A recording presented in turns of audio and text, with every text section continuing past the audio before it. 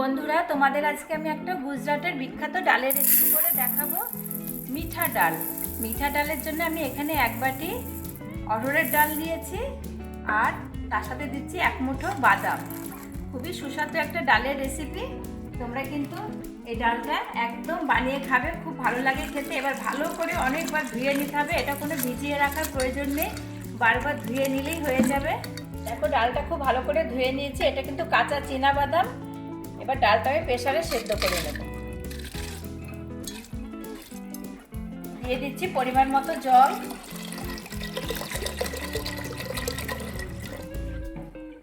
দেব অল্প একটু লবণ, আর এখানে সেদ্ধতে দিচ্ছি বড় সাইজের একটা পেঁয়াজ কুচি, বড় সাইজের একটা টমেটো কুচি আর কয়েকটা কাঁচা লঙ্কা।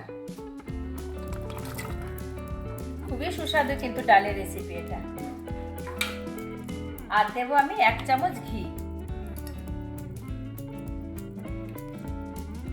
এবার ডালটা আমি সেদ্ধ বসিয়ে দেবো।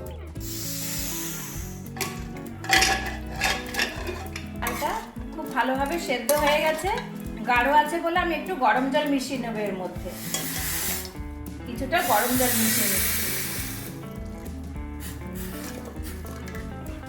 বেশি পাতলাও করা যাবে না, মোটামুটি একটু ঘন ঘন থাকবে। দেখো গরম জল মিশিয়ে নিয়েছি। এবার আমি ডালটা ফোড়ন দিয়ে নেব। ফোড়ন দিয়ে নিচ্ছি, তার জন্য আমি কড়াইতে সর্ষের তেল দিচ্ছি। 1 চামচ সর্ষে, সাদা কালো সর্ষে মেশানো আছে। আর দেবো 3-4টে শুকনো লঙ্কা 2 ভাগ করে ভেঙে নিয়েছি। আর দেবো কিছুটা রসুন কুচি, 6-7 কোয়া মতো রসুন কুচি। রসুনটা হালকা ভাজা হয়ে গেছে। এবার আমি কিছুটা কারি পাতা দিয়ে দিচ্ছি। এবার দিয়ে দিচ্ছি হলুদ গুঁড়ো আর লঙ্কা গুঁড়ো। এবার ডালটা আমি ঢেলে দিচ্ছি।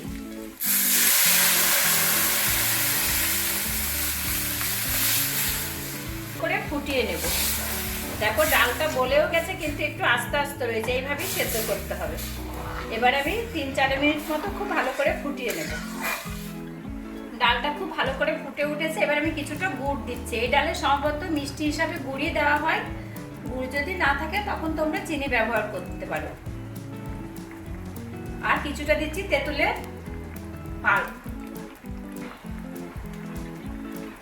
তোমরা কিন্তু এই ডালটা নিরামিষ ভাবেও করতে পারো, সেক্ষেত্রে ফোড়নের সময় রসুনটা আর সেদ্ধর সময় পেঁয়াজটা বাদ দিয়ে দিতে হবে, আর ফোড়নে হিং দিয়ে দেবে।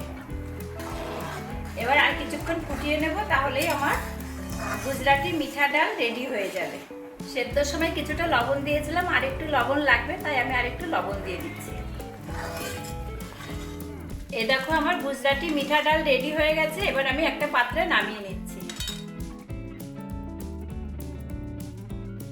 বন্ধুরা, গুজরাটি মিঠা ডালের কালারটা শুধু দেখো একবার, আর খেতে হয়েছে ততটাই টেস্টফুল। তোমরা কিন্তু বাড়িতে এইভাবে বানিয়ে খাবে আর আমাকে জানাবে। এই দিয়ে 1 থালা ভাত খেয়ে নেবে।